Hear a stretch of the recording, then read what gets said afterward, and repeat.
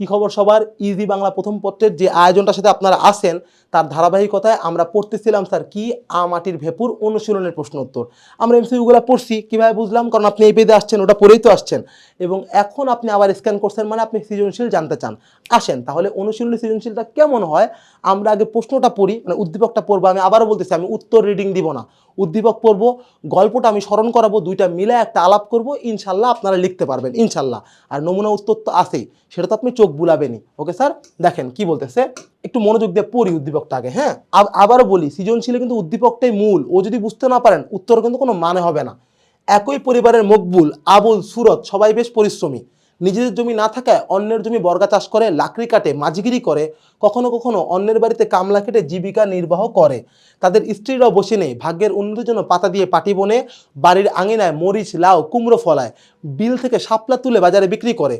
কোনো রকমের জীবন চলে যাচ্ছে তাদের। আমি জানি না এই গল্পটা আপনারা চিনবেন কিনা, আমি চিনতেছি, আমার আশেপাশের লোকজনও চিনতে পারে। এটা হচ্ছে 1000 বছর ধরে এই নামে জহির রায়হানের একটা দুর্দান্ত উপন্যাস আছে।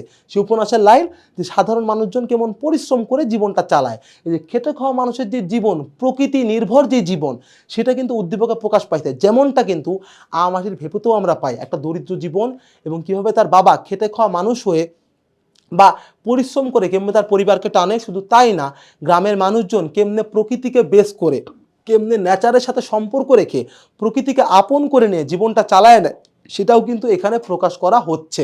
ওকে স্যার, কথা বাড়াবো না, আমরা সরাসরি প্রশ্ন চলে যাই। 1 নাম্বার প্রশ্ন, সেটা কি স্যার? দুর্গার বয়স কত? একদম ডিরেক্ট, দুর্গার বয়স 10-11 বছর, বা সাদা বাংলায় 11 বছর। আমরা এটা একদম কমন উত্তর, এটা এখন তর্ক কোনো জায়গা নাই। দ্বিতীয়, সেটা কি? বামুন হিসেবে বাস করার প্রস্তাবে হরিহর রাজি হলো না কেন? বামুন মানে কি? বাট্টু? না না পাগলা, বামুন মানে হচ্ছে ব্রাহ্মণ। ওকে স্যার, হিন্দু ধর্মের সবচেয়ে উঁচু জাত। এখানে একটু বলি, হিন্দু ধর্মের একটা নিয়ম আছে, যেমন আমাদের মুসলিম ধর্মে কি হয়, আমি যদি প্রপারলি নামাজ পড়াইতে পারি আমি ইমাম সাহেব হইতে পারবো, এই জন্য কোনো আমার বংশযোগ্যতা লাগবে না। কিন্তু হিন্দু ধর্মে যে কেউ পূজা করাতে পারবে না, একদম ব্রাহ্মণের ছেলেই হইতে হবে। ব্রাহ্মণদের গ্রামে বলা হয় বামুন। তো তাকে ব্রাহ্মণ হিসাবে প্রস্তাব দিল 10 ঘোড়া নামে একটা গ্রাম থেকে হরিহর রায়কে, যে বাবা আসেন, আপনি এলাকায় এসে আমাদের পূজা টুজা করান, জমি জমা পাবেন, হাবিজাবি পাবেন। হরিহর রায় রাজি হইলেন না। কেন রাজি হইলেন না? তার মূল কারণটা কি? তার কারণ, এক কথা যদি রাজি হয়ে যেত তিনি সস্তা হয়ে যেতেন। লোকজন মনে করতো আহারে আমাদের ব্রাহ্মণের খুব টাকার অভাব, খুব গরিব হয়ে গেছেন, এই জন্য টাকার জন্য কোনো চেষ্টামি করতেছেন, এক কথা রাজি হয়ে গেছেন। তাই নিজের আত্মসম্মান বোধকে বজায় রাখার জন্য হরিহর রায় তার এই যে পূজা করার, বা কি বললেন, বামুন হিসাবে এক গ্রামে বাস করার যে মানে প্রস্তাবটা, সেটা মুখের উপরে তিনি ফিরায় দেন নাই, আবার একসেপ্টও করেন নাই, রাজিও হন নাই, তিনি ঝুলায় রাখছেন, যাতে পরবর্তী রাজি হলেও তার সম্মানটা বজায় থাকে, লোকজন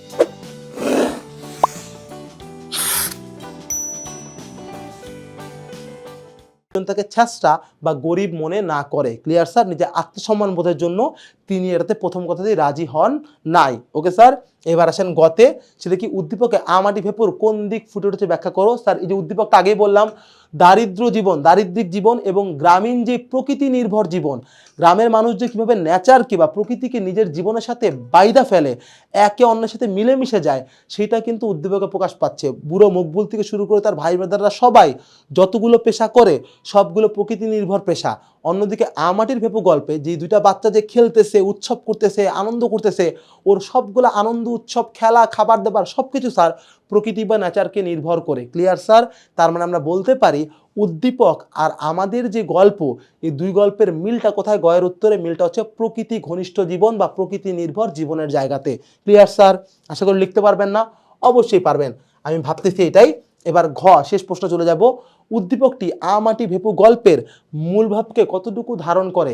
যুক্তিসহ বুঝিয়ে লেখো। যে উদ্দীপকটা আমরা পড়তেছি সেটা মাটি ভেপু গল্পের মূল ভাবের কোন দিকটারে স্যার কি করে স্যার? একটু দেখেন কতটুকু ধারণা, গল্পের মূল ভাব কতটুকু ধারণ করে স্যার। আবারও খেয়াল করেন আমি কি বললাম, গতে কোন জায়গাটার মিল আছে একটু মনে করেন। মনে পড়ছে? পড়ছে ইনশাল্লাহ। প্রকৃতি ঘনিষ্ঠ জীবন, তাই তো পাগলা? আশা করি বুঝতে পারতেন। এইবার দেখেন, মাটির ভেপু গল্প কি শুধু প্রকৃতি ছিল, নাকি ভাই বোনের সম্পর্ক ছিল?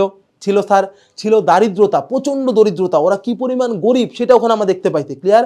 ছিল শৈশবের নির্মল আনন্দ, ছিল জমিদারদের অত্যাচার, মাত্র 8 টাকা বেতন 3 মাসে একবার পাইতো তার বাবা, কি অসম্ভব করুণ জীবন। এই জিনিসগুলো কিন্তু পুরো গল্পের মধ্যে ছিল, কিন্তু দুঃখজনক ব্যাপার হলো সত্য, উদ্দীপকে কিন্তু শুধুমাত্র গ্রামীণ যে জীবনটা, প্রকৃতির যে জীবনটা সেটাই বলা। সেখানে কিন্তু এই আমাটি ভেপুর গল্পের যে সংগ্রাম, যে যন্ত্রণা, জ্বালা, কষ্ট এবং আরও যে শৈশবের আনন্দের বিষয়গুলো সেগুলো কিন্তু ওখানে উল্লেখ করা নাই।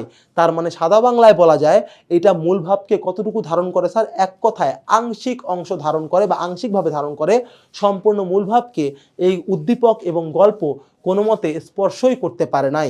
ক্লিয়ার স্যার, এইটাই এই গল্পের মূল আলাপ বা মূল আলোচনার বিষয়। বুঝতে পারছেন স্যার, কোনো আর কথা বাড়াবো না। এই ছিল আমাদের 1 নম্বর প্রশ্নের সৃজনশীল। আশা করি আপনারা বুঝছেন। কোনো দ্বন্দ্ব থাকলে অবশ্যই কমেন্টে জানাবেন, আমরা সেটা নিয়েও চেষ্টা করব আবার ফিডব্যাক দিতে। সে পর্যন্ত ভালো থাকেন, আবার কোনো নতুন টপিকে দেখা হবে। টাটা সবাইকে।